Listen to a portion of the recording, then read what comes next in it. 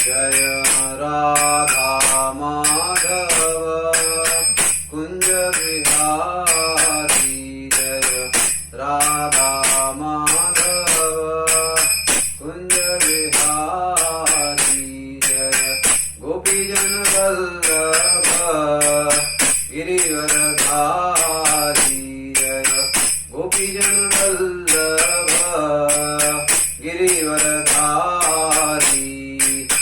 यशोदानंदन व्रज जनरंजन यशोदानंदन व्रज जनरंजन यमुना तीरावनचारी यमुना तीरावनचारी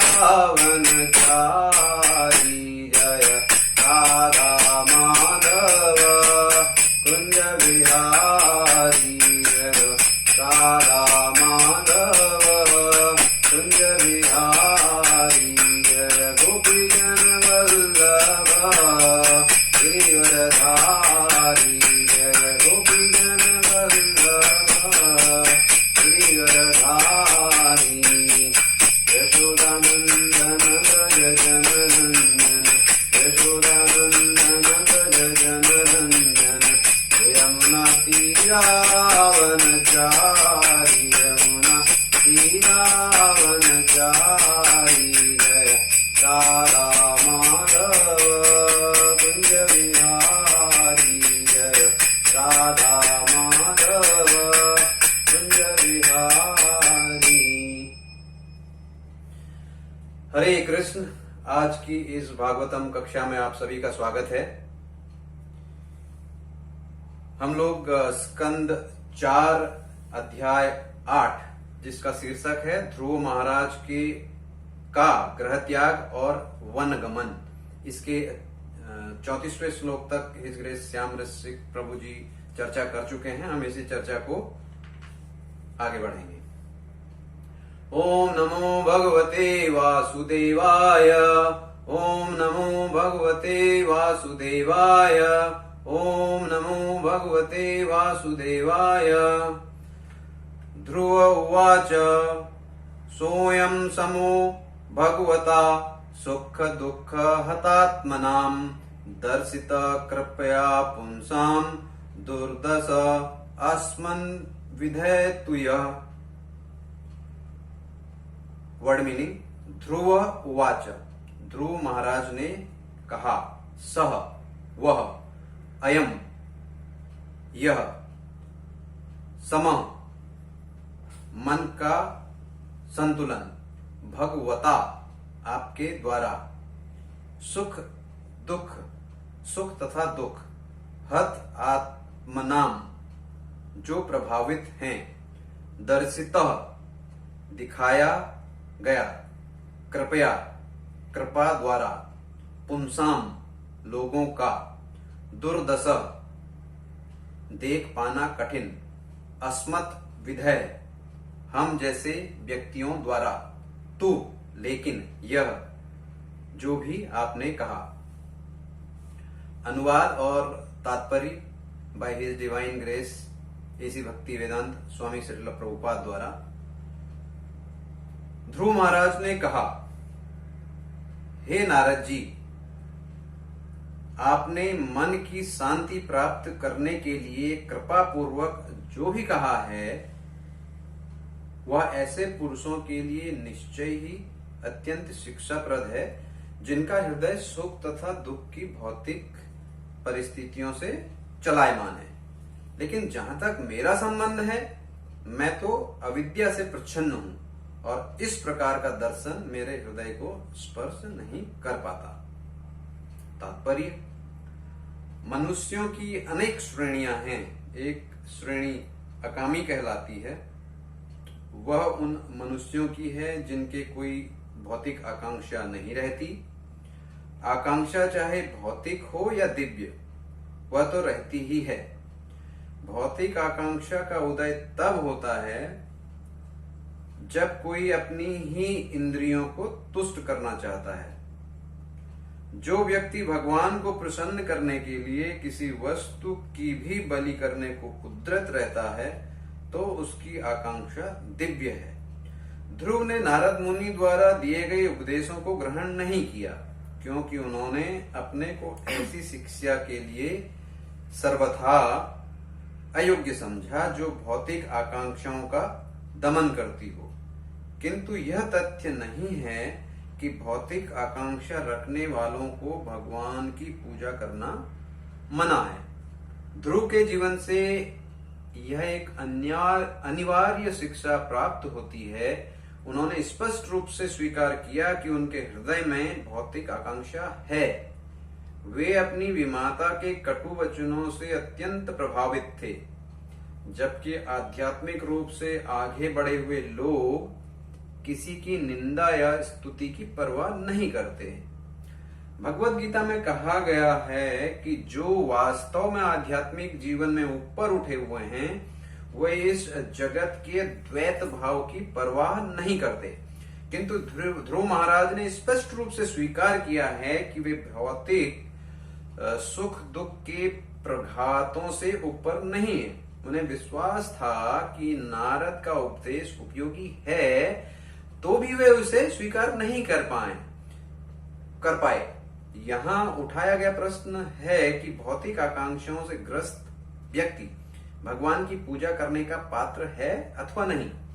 उसका उत्तर यही है कि प्रत्येक व्यक्ति ईश्वर की पूजा करने का पात्र है। भले ही मनुष्य अनेक भौतिक आकांक्षाओं की पूर्ति के लिए इच्छुक हो, उसे कृष्ण भावनामृत को अपनाना चाहिए और कृष्ण की पूजा करनी चाहिए, क्योंकि वे इतने दयालु हैं कि सबों की आकांक्षाओं को पूरा करते हैं। इस वर्णन से यह स्पष्ट है कि भले ही किसी की कितनी भौतिक आकांक्षाएं न हो, उसे भगवान की पूजा करने से रोका नहीं जा सकता। हम लोग एक श्लोक और पढ़ लेंगे आज। तो अगला 36वां श्लोक है। अथापि मे विनीतस्य क्षत्रियं घोरम उपेयसु सुरुच्या दुर्वच वाणेन भिन्ने श्रेयते हृदि। वर्ड मीनिंग अतः में मेरा अविनीतस्य अविनीत का क्षत्रियम क्षत्रित्व घोरम असह्य उपेयसु प्राप्य सुरुच्या सुरुचिका दुर्वचः कटुवचन वाणे वाणों से न नहीं भिन्ने बेधा जाकर श्रेयते रह रहे हैं पड़े हैं हृदय में। अनुवाद और तात्पर्य by his divine grace A C Bhaktivedanta Swami Swarup Prabhupada. हे भगवान, मैं आपके उपदेशों को न मानने की धृष्टता कर रहा हूं, किंतु यह मेरा दोष नहीं है। यह तो क्षत्रिय कुल में जन्म लेने के कारण है। मेरी विमाता सुरुचि ने मेरे हृदय को अपने कटु वचनों से क्षत विक्षत कर दिया है। अतः आपकी यह महत्वपूर्ण शिक्षा मेरे हृदय में टिक नहीं पा रही। तात्पर्य, कहा जाता है कि हृदय अथवा मन मिट्टी के पात्र सदृश हैं। एक बार टूट जाने पर यह किसी प्रकार नहीं जोड़ा जा सकता। ध्रुव महाराज ने यह उदाहरण नारद के समक्ष रखा। उन्होंने कहा कि उनका हृदय विमाता के कटु वचन रूपी वाणों से इतना विद्ध हो चुका है कि अब उस अपमान का बदला लेने की इच्छा के अतिरिक्त कुछ भी अच्छा नहीं लग रहा। उनकी विमाता ने कहा था कि वह महाराज उत्तानपाद की उपेक्षिता रानी सुनीति के गर्भ से उत्पन्न हुआ है। अतः वह न तो सिंहासन पर न ही अपने पिता की गोद में बैठने का अधिकारी है। दूसरे शब्दों में, अपनी विमाता के अनुसार वह राजा घोषित नहीं हो सकता था।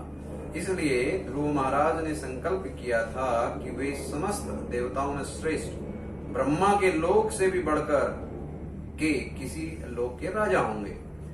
ध्रुव महाराज ने अप्रत्यक्ष रूप से नारद मुनि को बता दिया था कि 4 प्रकार की मानवीय वृत्ति होती है, ब्राह्मण की, क्षत्रिय की, वैश्य की और शूद्र की। एक जाति की वृत्ति दूसरी पर लागू नहीं होती। नारद मुनि ने जिस आध्यात्मिक वृत्ति का प्रतिपादन किया था वह ब्राह्मण वृत्ति के अनुकूल भले रही हो, किंतु क्षत्रिय वृत्ति के अनुकूल न थी। ध्रुव ने स्पष्ट रूप से स्वीकार किया कि उनमें ब्राह्मण जैसी विनयशीलता नहीं है, अतः वे नारद मुनि के विचार या दर्शन को स्वीकार नहीं कर सकते। ध्रुव महाराज के कथन से सूचित होता है कि जब तक बालक को उसकी प्रवृत्ति के अनुसार शिक्षित नहीं किया जाता तब तक वह अपनी विशेष वृत्ति को विकसित नहीं कर सकता। यह तो गुरु या शिक्षक का कर्तव्य है कि बालक विशेष की मनोवैज्ञानिक गतिविधि का निरीक्षण करे और उसे किसी विशेष व्यवसाय में प्रवृत्त करे।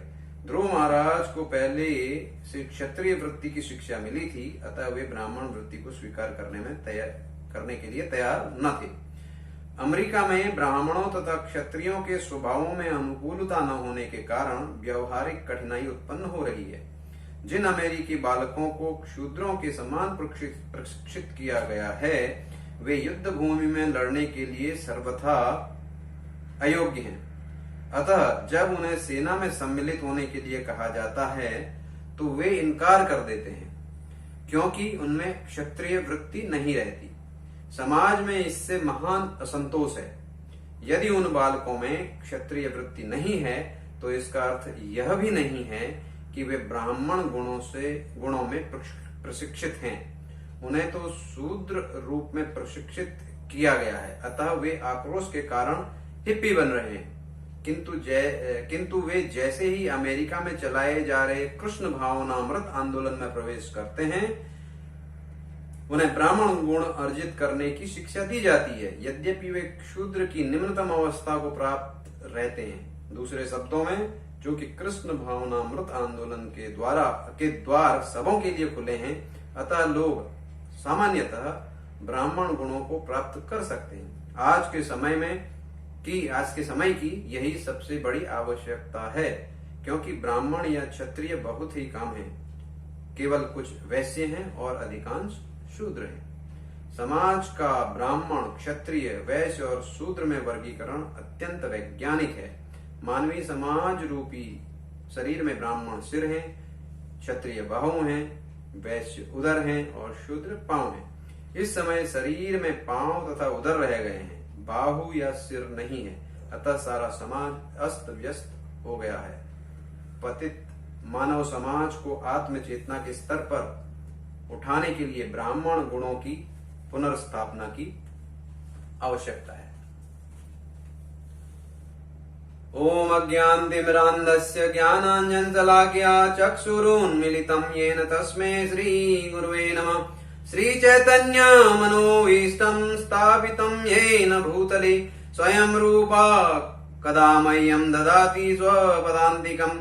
वन्देऽहं श्रीगुरु श्रीयुतपदकमलं श्रीगुरु वैष्णवांश्च श्रीरूपं साग्रजातां सगणा रघुनाथान्वितं त्वं सजीवम्।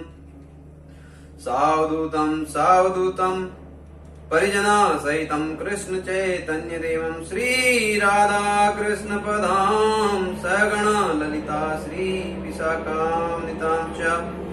नमो विष्णुपादाय कृष्णपृष्ठाय भूतले श्रीमते भक्तिवेदांत स्वामिनिति नामिने। नमस्ते सरस्वते देवे गौरवाणी प्रचारिणी निर्विशेष शून्यवादी पाश्चात्य देश तारिणी।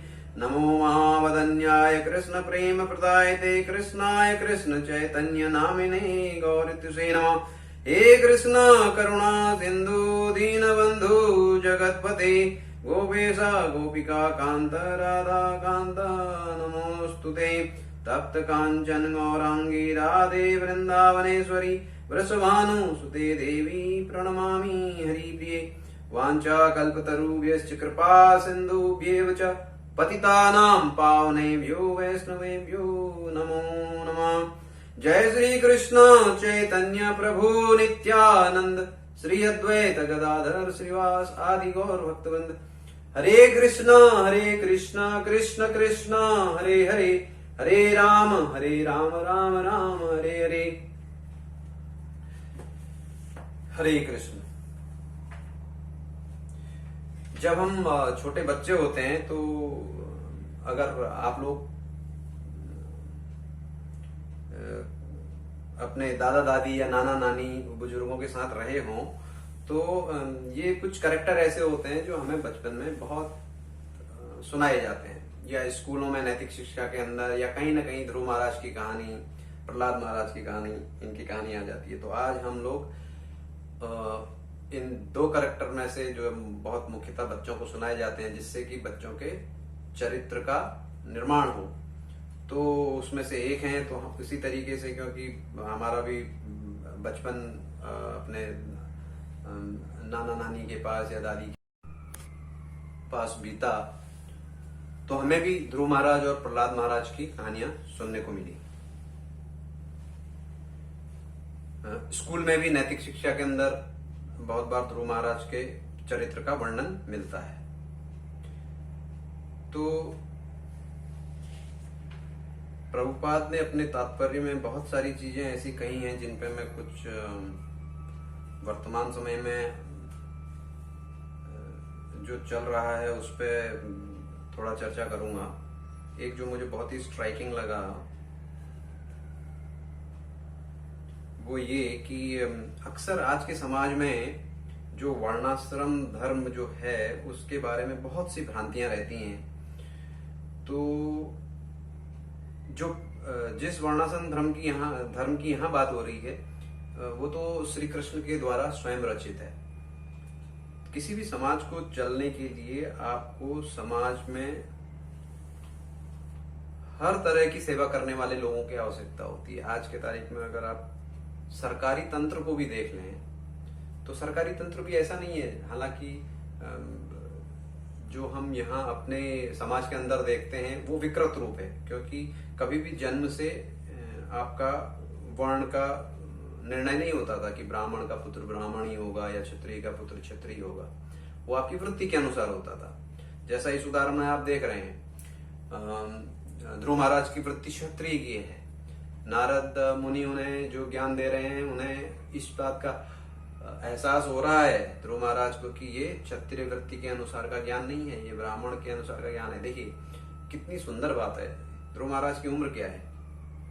5 वर्ष। अगर आप बैकग्राउंड नहीं पता हो किसी को इस चीज का और उसको अचानक से यहाँ से पढ़ने लगे तो उसको लगेगा कि बहुत ही उन्नत और वयस्क कोई है जो ये इस किस्म की चीज बात कर रहा है। लेकिन उस समय में देखिए आदमी की मनोदशा या उनका इंटेलिजेंस या उनकी बुद्धि कैसी होती थी। 5 साल के बच्चे ने इतनी सुंदर बातें, उसको अपनी वृत्ति तक पता है।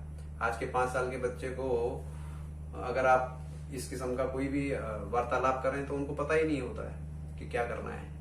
5 साल का बच्चा मोबाइल पकड़ा दीजिए, उस पर गेम और ये सब खेल लेगा। लेकिन उससे अगर इस संदर्भ में बात की जाए, आध्यात्मिक बात की जाए, तो मुझे नहीं लगता कि कोई भी इस तरह की एटलीस्ट बात कर सकता है कि मेरी वृत्ति क्षत्रिय की है, आप जो ज्ञान दे रहे हैं वो जो है ब्राह्मणिकल है। इसलिए मुझे ये समझ नहीं आ रहा है। तो क्योंकि क्षत्रिय वृत्ति थी इसीलिए यहाँ पर वो कहते हैं कि उन्होंने कहा कि उनका हृदय विमाता के कटुवचन रूपी बाणों से इतना विद्ध हो चुका है कि अब वे अपमान का बदला लेने की इच्छा के अतिरिक्त कुछ भी अच्छा नहीं लग रहा है। देखिए ये बिल्कुल एकदम क्षत्रिय वृत्ति है उनकी, जबकि ब्राह्मणिकल वृत्ति में बदला लेने वाली प्रवृत्ति आती ही नहीं है। उनका सबसे जो बड़ा अलंकार होता है ब्राह्मणिकल क्वालिटी का होता है क्षमा का। तो वो कभी भी किसी के प्रति इस तरह का द्वेष लेके नहीं चलते हैं। तो उनको अपनी वृत्ति बिल्कुल पता थी और यहाँ पे वो बता भी रहे हैं। तो मैं जो आपसे कह रहा था कि आज के समाज में सरकारी तंत्र में भी देखिए क्लास 1 ऑफिसर होते हैं, क्लास 2 एम्प्लॉयज होते हैं, फिर क्लास 3 एम्प्लॉयज, क्लास 4 एम्प्लॉयज सब होते हैं। तो एक समाज को चलने के लिए या तंत्र को चलने के लिए आज भी विभाजन है। समय के साथ चलते चलते अभी बाद में कोई कहने लगे भाई हम आपको आप हमें चतुर्थ श्रेणी क्यों कह रहे हैं, आप हमें जो है फर्स्ट क्लास क्यों नहीं कह रहे हैं। या तृतीय श्रेणी के कर्मचारी कहेंगे कि हम लोग थर्ड क्लास हैं क्या, हैं? हमको क्यों नहीं आप फर्स्ट क्लास कहते हैं? भाई उस तरह तंत्र को चलाने के लिए इस तरह का विभाजीकरण किया गया है। अभी कल को किसी को थर्ड क्लास कहना भी ऑफेंडिंग लग सकता है, उसको दुख हो सकता है कि मेरे को थर्ड क्लास कर्मचारी का, थर्ड क्लास जैसे हम लोग जनरल बात में कहते थे, लेकिन थर्ड क्लास का मतलब नहीं, वो आपके कितना आपका वेतनमान होगा, किस तरीके से आपको दिया जाएंगे, सुविधाएं दी जाएंगी, उसके लिए वो अलग अलग क्लास बनाई गई हैं। कहने का मतलब ये है कि किसी भी तंत्र को सुविधा पूर्वक अच्छे से सुचारू रूप से चलने के लिए उसमें इस किस्म का विभागीकरण तो होगा ही होगा। तो जब हम ये एक साधारण सी समाज को या संस्था को चलाने के लिए इस किस्म का विभाग करते हैं कि सीईओ होता है, उसके नीचे डायरेक्टर्स होते हैं और नीचे के कर्मचारी होते हैं, तो ये जो विभागीकरण किया गया है ये दैवीय विभागीकरण है और भगवान के द्वारा स्वयं किया गया है। उसमें जो विकृति आई है उसको जरूर हमें सही करना चाहिए।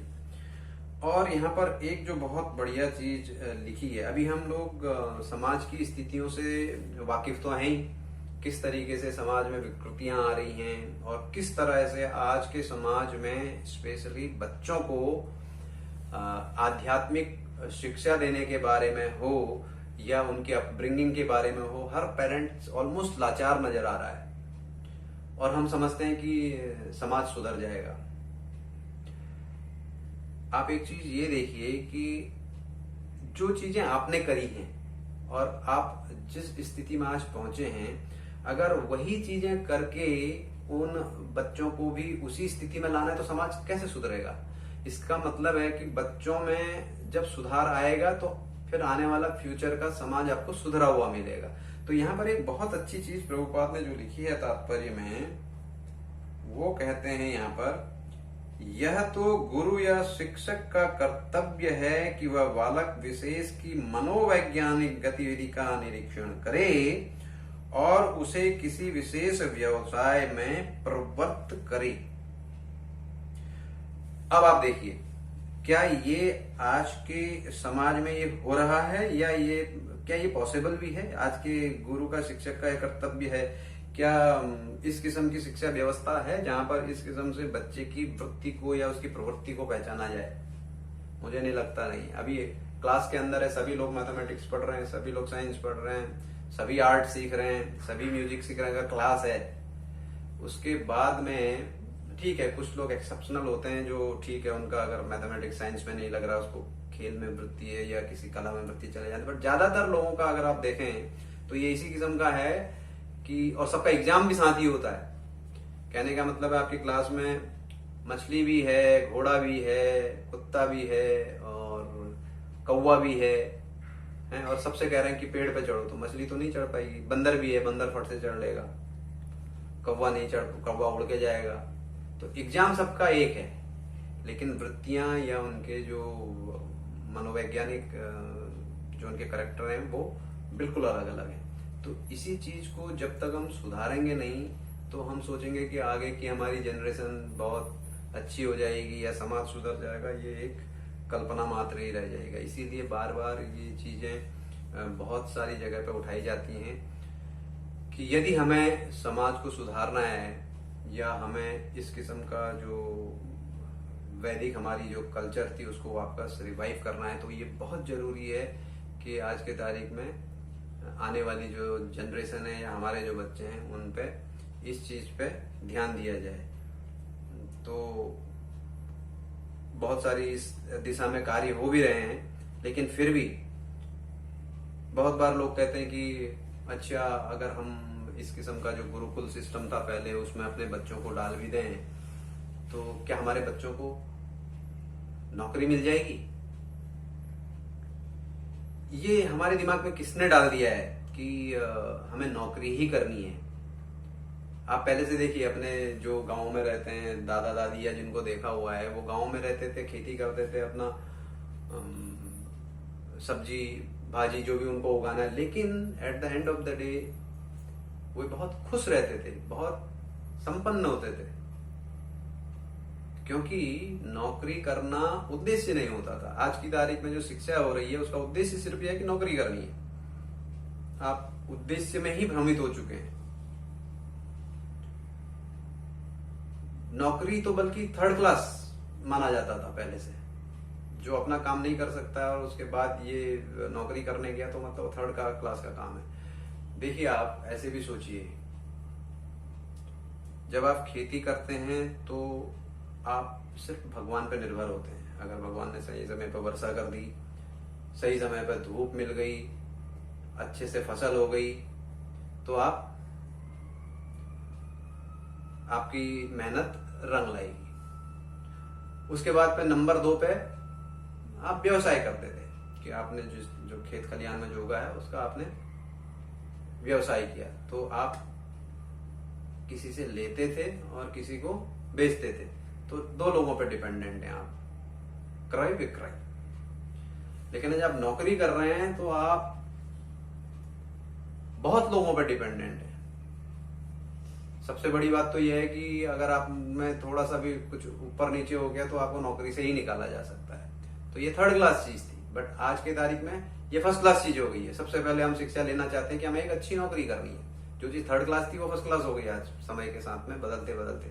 तो ये हमारी आज की जो मनोदशा है, इसका कारण हमारा वर्तमान का जो शिक्षा प्रणाली है, शिक्षा पद्धति है, जिसमें यही सिखाया जाता है कि पढ़ लिख के आपको अच्छी नौकरी करनी है और अच्छा पैसा कमाना है। जब इस किस्म की आपकी मनोवृत्ति बचपन से ही बना दी जाएगी तो आप उसी दिशा में कार्य करेंगे।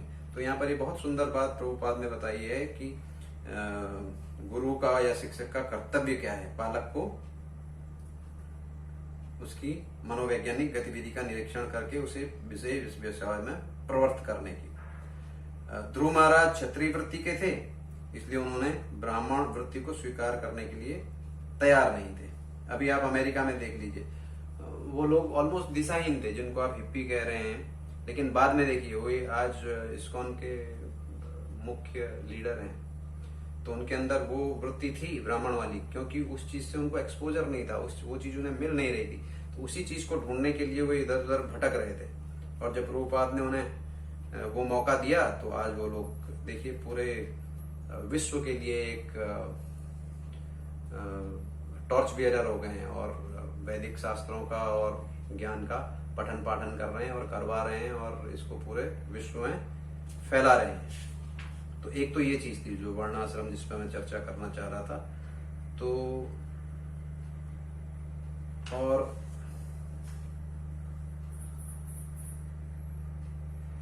यहाँ पर एक और इंटरेस्टिंग, जैसे मैं कह रहा था कि प्रहलाद महाराज और ध्रुव महाराज का चरित्र, तो कभी कभी मन में आता है कि ध्रुव महाराज और प्रहलाद महाराज का अब अगर आप देखें तो दोनों ही छोटे बच्चे थे।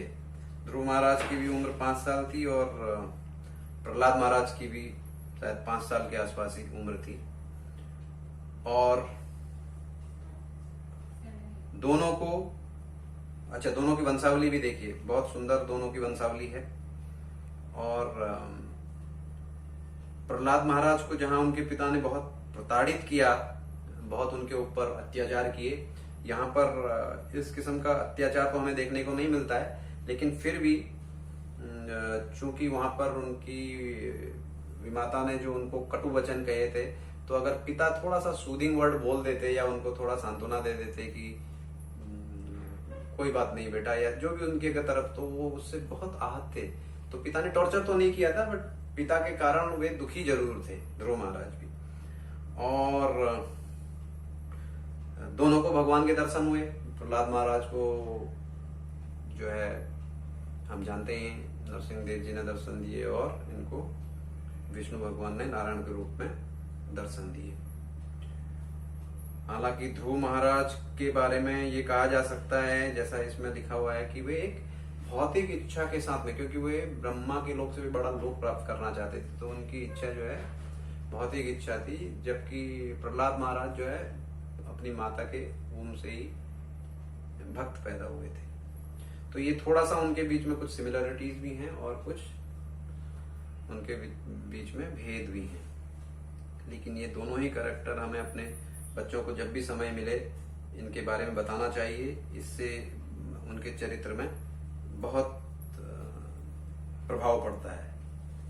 और अल्टीमेटली भले ही ध्रुव महाराज का जो इच्छा थी वो भौतिक स्तर पर थी, लेकिन बाद में वे भी आध्यात्मिक इच्छा में बदल गई।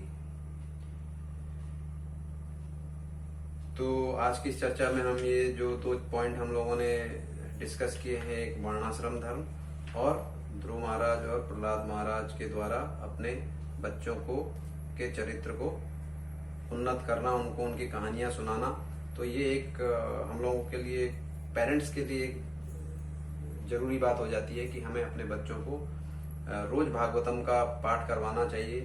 अभी जैसा मैं हमेशा कहता आता हूँ कि ये भागवतम जब हम खोलते हैं तो हमें सबसे पहली जो स्ट्राइक होनी चाहिए कि कौन सुन रहे हैं, परीक्षित महाराज सुन रहे हैं, जो अभी 7 दिन में जाने वाले हैं। इसका मतलब इसकी इम्पोर्टेंस कितनी है। ये कोई वो